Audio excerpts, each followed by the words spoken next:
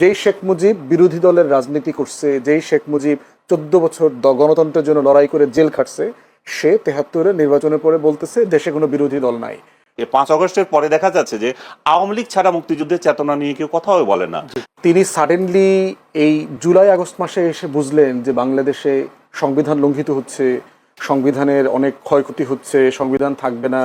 উনি 16 বছরে এতগুলো জাতীয় নির্বাচন, স্থানীয় নির্বাচন ম্যানিপুলেশনের সময় ওনার মাথায় কি এটা আসে নাই যে বাংলাদেশে সংবিধান ক্ষুণ্ণ হচ্ছে? বাংলাদেশে 800 আয়নাঘর হবার পরে কি ওই লতিফ সিদ্দিকী, জেরাই খান পান্না, এই যে মুক্তিযুদ্ধ ব্যবসায়ীরা আছে, প্রফেসর কার্জন, তাদের মাথায় কি কখনো আসে নাই যে আমাদের মানবাধিকার লঙ্ঘিত হচ্ছে? গুম, খুন, হত্যা, গণহত্যার পর গণহত্যা হয়েছে গত 16 বছর, massacre after massacre, genocide after genocide হয়েছে। ওনাদের তখন কি মনে হয় নাই যে বাংলাদেশে সংবিধান লঙ্ঘিত হচ্ছে? ওনাদের মনে হয় নাই যে ক্ষমতার উৎস জনগণ বলবার পরেও বাংলাদেশে সেই জনগণকে আওয়ামী চেতনা দ্বারা আবৃত্ত করে রাখা হয়েছে?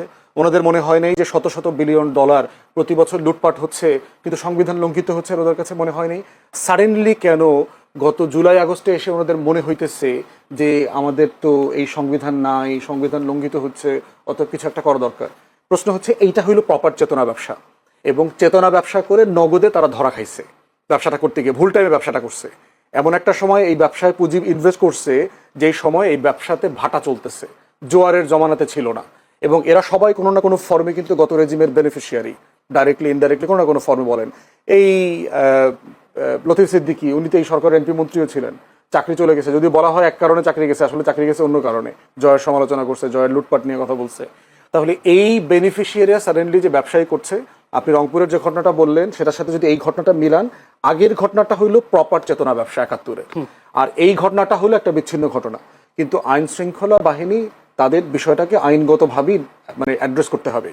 আইন যেন কোনোভাবে লঙ্ঘিত না হয়, কারণ অধিকার যদি কোনোভাবে লঙ্ঘিত হয়ে থাকে সেই বিচার, সেই ব্যবসাগুলো যেন, ব্যবসার পাশাপাশি বিচারটা যেন রাষ্ট্র এনশিওর করে, ওইটা আমরা চাইবো।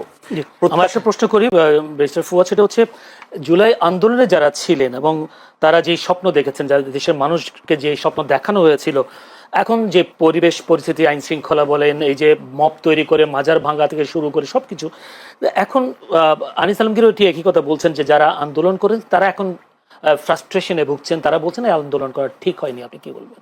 না, এটা মনে করলে তো সারা দেশের মানুষ আবার নেমে আসতো। গত বছর যারা আন্দোলন করেছে, বর্ষপূর্তি পালন করলো, সাডেনলি যদি দেশের মানুষের মনে হয়ে থাকে যে না, আন্দোলন করে তো আমাদের কিছু আশা পূরণ হয়নি, তারা লাখে লাখে কোটিতে কোটিতে রাস্তায় নেমে আসুক, প্রতিবাদ জানাক। গতকালকে আপনি একটা জরিপ দেখেছেন, ইনোভেশন একটা জরিপ করেছে, সেইখানে একটা মানে মানে ম্যাসিভ মেজরিটি বলেছে যে এই সরকারের উপর তাদের আস্থা আছে, তারা নির্বাচন চায়, ফেব্রুয়ারিতে নির্বাচন দেখতে চায়, ভোট দেখতে চায়।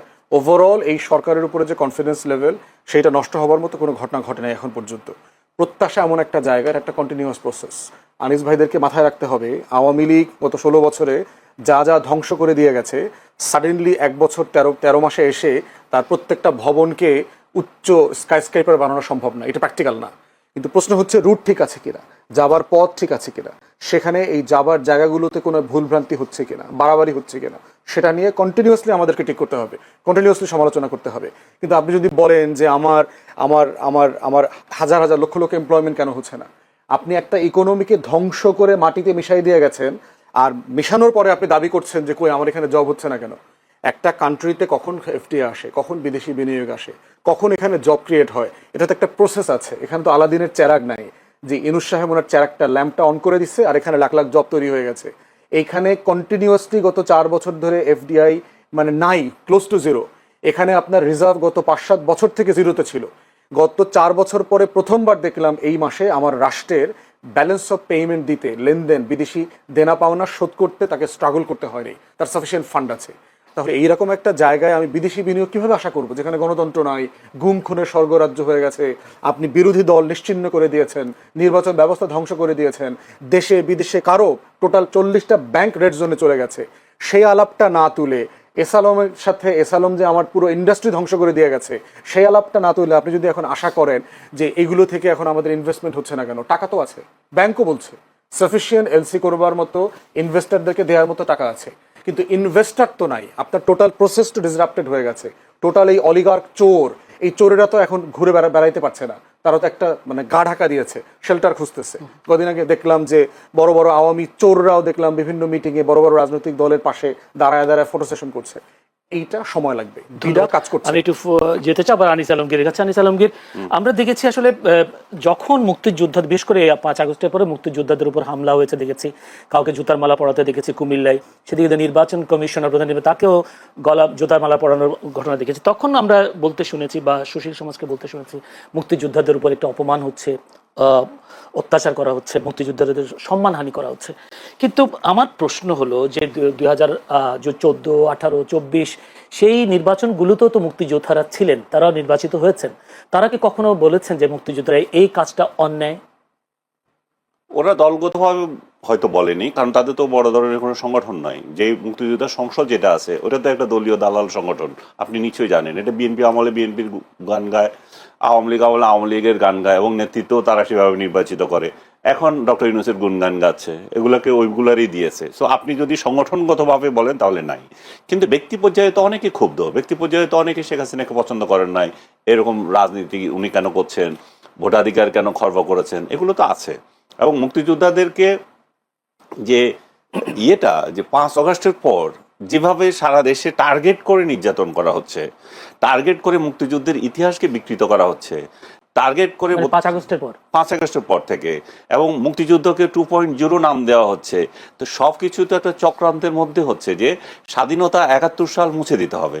এখন নতুন স্বাধীন হয়েছে, আমরা নতুন করে 47-এর পরে আমরা স্বাধীনতা পেয়েছি। সো নতুন নতুন ন্যারেটিভ তৈরি হচ্ছে। তো এগুলাতে মুক্তিযোদ্ধারা ক্ষুব্ধ বা মুক্তিযুদ্ধের সপক্ষের লোকজন ক্ষুব্ধ। এবং এটাকে যদি চেতনা বলা হয়, যে চেতনার ব্যবসা যদি বলা হয়, তাহলে এটা একটা ভুল কনসেপ্টে যাবে। যেমন জুলাই আলারা যেমন করছে চেতনার, আপনি যেটা বললেন কোথায় জানি জুলাইয়ের একজন চেতনা ব্যবসা করছিল, সে এগুলো হচ্ছে চেতনা। কি তো দোকান থাকে না যে আপনি কিনে নেবেন? চেতনা কি মানে একটা নীতি আদর্শ। সে যদি মুক্তিযুদ্ধের নীতি আদর্শ যদি এগোতে থাকে, আপনার তো সেখানে বলার কিছু নাই। আরেকজন যদি জুলাইয়ের আদর্শে বিক্রি করতে থাকে, জুলাইয়ের আদর্শে উদ্বুদ্ধ হয়ে, সেখানে তো আমাদের কোনো আপত্তির কিছু নাই। কারণ জুলাই নিয়েও তো অনেকগুলো, ফুয়াদ বলছিলেন যে কোনো হয় নাই না, এখানে চেতনার ব্যবসা, যদি জুলাই চেতনার ব্যবসা খুব জমজমাট চলতেছে। জুলাই চেতনা নামে নানা ব্যানার বের হয়ে শাহবাগে অমুক জায়গায় তমুক জায়গায় মিছিল করতেছে। যত মানে জুলাইয়ের পরে যত অপকর্ম, যত মব সংস্কৃতির সাথে জড়িত, সবগুলো কিন্তু জুলাই নাম দিয়ে হচ্ছে। জুলাই ছাড়া কি কোনো একটাও হয় নাই।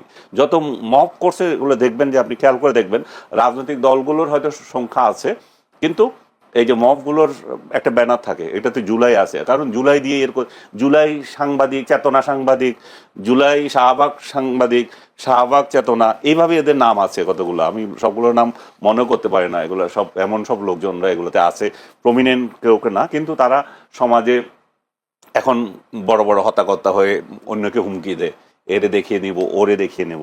সো চেতনা আমি ওইভাবে দেখি। এটা তো কোনো দোকান না যে এটা ব্যবসা করবে। আর চেতনা এমন একটা জিনিস না যে আপনি লিখে রাখলেন সেটাতে কিছু হয়ে যাবে। জুলাইয়ের পরে 5 আগস্টের পরে চেতনা দেখছেন নাকি আসলে এর আগেও কোনো চেতনার ব্যবসা ছিল? চেতনার ব্যবসা অবশ্যই ছিল, আওয়ামী লীগ আমলও ছিল, এই আমলও ছিল। কিন্তু বিষয়টা হচ্ছে যে আপনার কেন চোখে লাগছে? চোখ লাগছে কারণ নতুন স্বপ্ন, নতুন বাংলাদেশ। নতুন বাংলাদেশ না, চোখে লাগছে কারণ হচ্ছে যে একটা গোষ্ঠীকে আপনি টার্গেট করছেন। জুলাই চেতনা আওয়ামী লীগ বিক্রি করেছে তার ইয়েতে। এখন লোকজন বলতেছে যে আওয়ামী লীগ যে জুলাই চেতনা বিক্রি করেছে, মুক্তিযুদ্ধের চেতনা যে বিক্রি করেছে, দ্যাট ওয়াজ রাইট। কারণ এখন দেখা যাচ্ছে যে 5 আগস্টের পরে দেখা যাচ্ছে যে আওয়ামী লীগ ছাড়া মুক্তিযুদ্ধের চেতনা নিয়ে কেউ কথাও বলে না। বিএনপি আজ মুক্তিযুদ্ধের একটা দল, সেখানে একজন শহীদ প্রেসিডেন্ট জিয়াউর রহমান বাংলাদেশের স্বাধীনতার ঘোষক বলা হয়, কিন্তু তার দল মুক্তিযুদ্ধ নিয়ে কোনো কথা বলে না। মুক্তিযোদ্ধাদের অপমান নিয়ে, বঙ্গবন্ধুকে অপমান নিয়ে, 32 নম্বর ভাঙ্গা নিয়ে তারা কোনো কথা বলে না। তারা বরং রুমিন ফারহানা তো আর দলীয় না, এটা তো দল থেকে বলছি, যেমন দল যে আফল করা, সেটাকে তারা করছেন না। তো তাহলে দেখা যাচ্ছে যে আপনি মুক্তিযুদ্ধকে আঘাত করছেন বলেই এটা প্রশ্ন আসছে।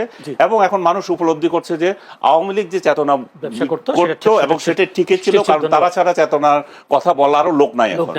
যদি যেমন ফুয়াদ, যদি বা আনিস আলমগীর ভাইয়ের বক্তব্যটা যদি বলি, যে জুলাই যে চেতনা এখন চলছে, এই চেতনা দিয়ে প্রমাণ করে বিগত সময় আওয়ামী লীগের যে মুক্তিযুদ্ধের চেতনা, এটা সঠিক ছিল। এবং মুক্তিযুদ্ধের চেতনা এই কারণে ছিল যেহেতু এখন মুক্তিযুদ্ধকে কেউ কেউ বিলুপ্ত করবার চেষ্টা করছে। কি বলবেন? প্রশ্ন হচ্ছে যে এটা আনিস ভাই তার পরের স্লটে কাইন্ডলি বলবেন যে আসলে মুক্তিযুদ্ধকে ছোট করা, হেয় করার চেষ্টা কে করেছে? বাংলাদেশের পুরো ইতিহাস জুড়ে যদি দেখেন, মুক্তিযুদ্ধকে সবচেয়ে বেশি ছোট করেছে আওয়ামী লীগ, শেখ মুজিব, শেখ হাসিনা, শেখ পরিবার। কি কি ছিল মুক্তিযুদ্ধের চেতনা? আমরা কেন যুদ্ধ করেছি? 70-এ একটা নির্বাচন হয়েছে, যেই নির্বাচনে আওয়ামী লীগ, পূর্ব পাকিস্তান আওয়ামী লীগ ভোটে জিতেছে। সো গণতন্ত্রের মূল্যবোধ কি? আপনি তাকে ক্ষমতা দেবেন, না দিয়ে কি করলেন? একটা যুদ্ধ চাপিয়ে দিলেন, আমরা যুদ্ধ করতে গেলাম। তাহলে নির্বাচন, 69-এর গণ অভ্যুত্থান, 66-র 6 দফা, 71-এর যুদ্ধ, সবকিছুর মধ্যা চেতনার মূল জায়গাটা ছিল কি? এই রাষ্ট্রটা একটা গণতান্ত্রিক রাষ্ট্র হবে। শেখ মুজিব দেশে ফিরে এসে সরকারের দায়িত্ব নিলেন, শপথটা পর্যন্ত পড়েন নাই নিজে, কিন্তু সে সিংহাসনে বসছে, সে কিন্তু রাষ্ট্রের প্রেসিডেন্টের দায়িত্ব নেন নাই। দ্বিতীয়ত হইল 73-এর নির্বাচনের সময় আওয়ামী লীগ এবং শেখ মুজিব যা বলেছে, 293টা সিট নিছে। জাসদকে পিটায়া পাটায়া কেন্দ্র থেকে ব্যালট হেলিকপ্টারে করে চুরি করে ঢাকায় না গুইনা নির্বাচন ঘোষণা করছে। বঙ্গভবনে গিয়ে বলছে দেশে কোনো বিরোধী দল নাই, শেখ মুজিব বলছে। যেই শেখ মুজিব বিরোধী দলের রাজনীতি করছে, যেই শেখ মুজিব 14 বছর গণতন্ত্রের জন্য লড়াই করে জেল খাটছে, সে 73-এর নির্বাচনের পরে বলতেছে দেশে কোনো বিরোধী দল নাই। সেই শেখ মুজিব বাংলাদেশে 4th সংশোধনী করে বাকশাল জাতীয় দল কায়েম করছে। সেই শেখ মুজিব বাংলাদেশে সকল পত্রিকা গণমাধ্যম নিষিদ্ধ করে দিয়েছে। সেই শেখ মুজিব দেশের সকল রাজনৈতিক দল বিলুপ্ত করে দিয়েছে, ইনক্লুডিং আওয়ামী লীগ। আওয়ামী লীগকে সে বিলুপ্ত করে দিয়েছে। তাহলে যেই কারণে আমরা 6 দফাকে আমাদের মুক্তির দলিল বলেছিলাম, যেই কারণে 69-এ গণ অভ্যুত্থান হইল, যেই কারণে পূর্ব পাকিস্তান আওয়ামী লীগকে 70-এর নির্বাচনে মানুষ ভোট দিল, যেই কারণে আপনার 71-এ যুদ্ধ হইল, লড়াইতে এই তাজউদ্দিনের প্রবাসী সরকার সবাই মিলে যুদ্ধ করলো, তার প্রত্যেকটা ফাউন্ডেশন স্টোনকে এই শেখ পরিবার, শেখ মুজিব, আওয়ামী লীগ ধ্বংস করে দিয়েছে 72 থেকে 75-এ। ঠিক একই